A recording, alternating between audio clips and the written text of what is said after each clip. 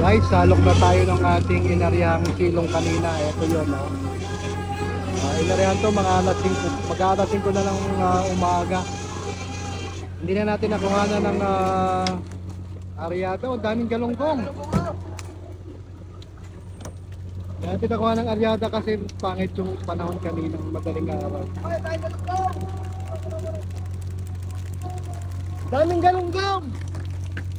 Doon ay daming galunggong. Daming galunggong! Doon ay paano nun?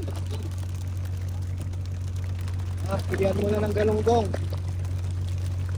Guys, tawagan ng flight check.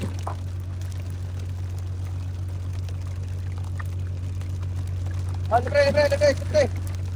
Halo ng skipjack saka yellowfin, may galunggong, may pakol. Ganito guys, pagkasilong may mga bycatch na maliliit na pwede kainin natin. Yan. Siyempre sinusukatan niyan para malaman ang sukat at timbang guys, para sa ganon for the record. At again, sinasabi ko na ito ay para malaman natin na tayo ay hindi nakakahuli talaga ng mga yellowfin tsaka tuna na maliliit pa lang. Lagi nasa standard yan size. Timo, namumulot lang ng isda dito si Boy Butas. Ayan. Punuin mo yan. Good size, good size. Gusto to sa kaning guys. Ang kaning. O yung mga galunggong dyan.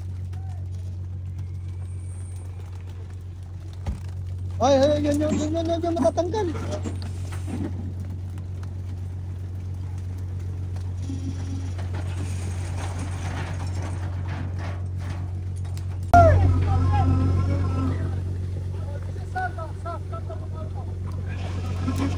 Sana maka 30 tons man lamang guys.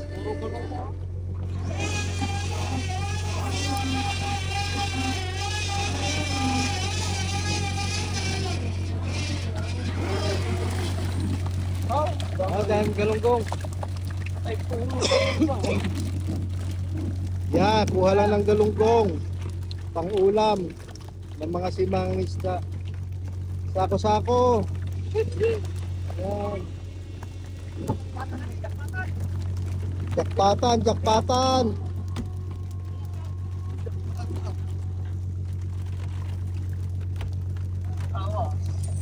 Awas ang galunggong. Libre. Okay na.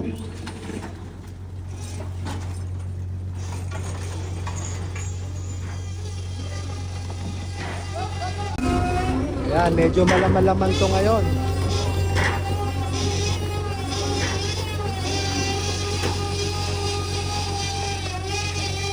Kuha ng galunggong!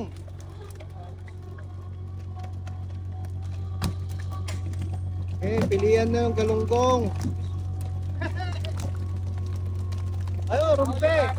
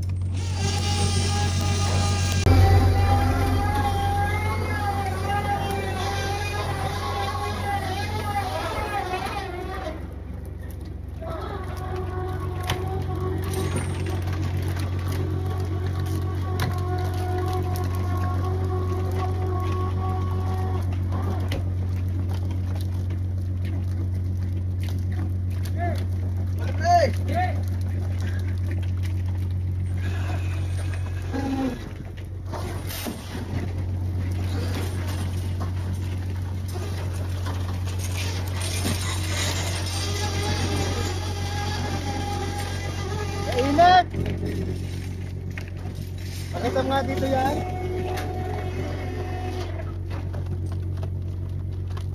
Larga. Larga daw ang kanyang isang sakong talunggong. Salamat boss. Ayan, medyo puno-puno. Sana umabot talaga ng 30 tons ang silong natin, guys.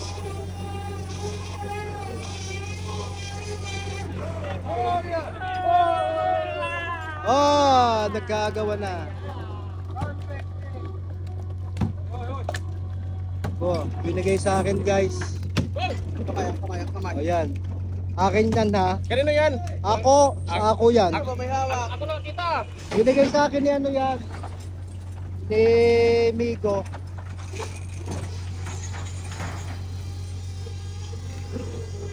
Yan, guys, meron pa tayong rumpi. Oh, nakahingi tayo ng rumpi, guys, oh. Sariwa. Oh, buhay na buhay pa.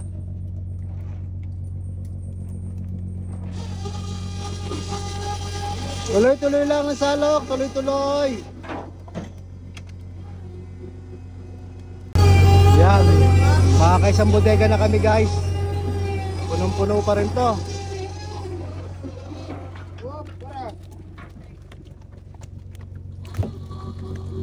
Mas marami siya. Ay.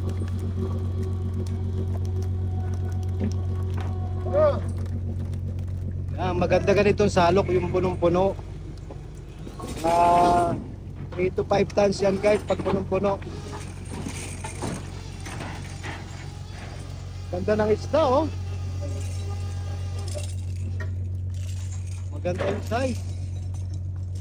Tuloy-tuloy pa rin, guys, ang pagsusukat ng ating observer, kasi yan yung trabaho niya, magsukat ng isda for the record, para malaman na nasa standard size lang tayo ng ating mga isdang hinuhuli, at tayo ay nasa tamang lugar, wala tayo sa restricted area for sustainable fishing, guys, na hindi nahuhuli yung maliliit na isda para sa mga susunod na henerasyon. Ayan. So para dyan sinusukat dyan, may corresponding weight na yan, guys, na pag nasukat, alam na nilang timbang at alam nila ang classification ng isda kung saan nakalagay na bodega. Sa ganun din sa record din natin, guys, para alam natin kung ano ang may provide natin sa ating mga customers ang available sa ating barko na sinasakyan, guys. Ayan. Nakaisang bodega na tayo, guys. Mahigit 30 tons na yon. Ito, patuloy pa, meron pa na sinasalok ngayon. Ayan.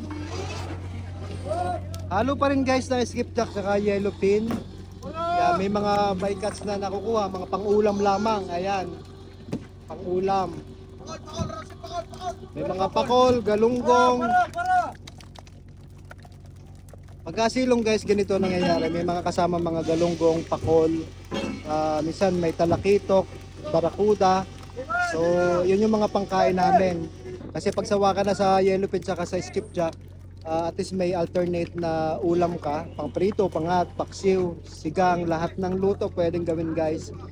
So ganito po sa international commercial fishing, wala po kami sa Pilipinas, nasa Papua New Guinea po kami, guys. Ganito po yung proseso ng panghuhuli ng isda dito. Ito po ay inilalata lamang, inilalata, hindi po ito binebenta sa ating local market. Ayan. Wala pong mabibili dito sa palengke na ganitong kasariwa. Ito po ay pino-frozen at inilalata. Yun nga po, paulit-ulit tayo dyan sa ating para sa ating mga bagong followers lang tsaka subscribers sa YouTube channel. Sa Facebook po, shoutout sa ating 697,000 na. Malapit na tayo mag 700,000, guys, ha? Si mga isla lamang.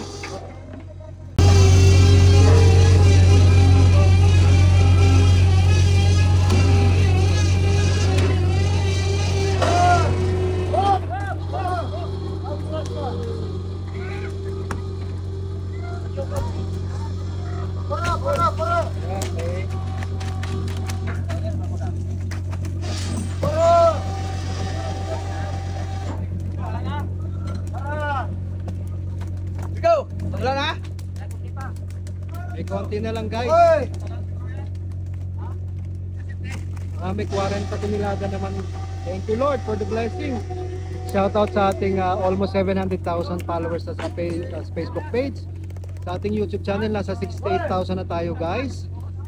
Baka sa panahong ito ay sa panahong may posto ito, baka tayo ay nasa 700,000 mahigit na followers.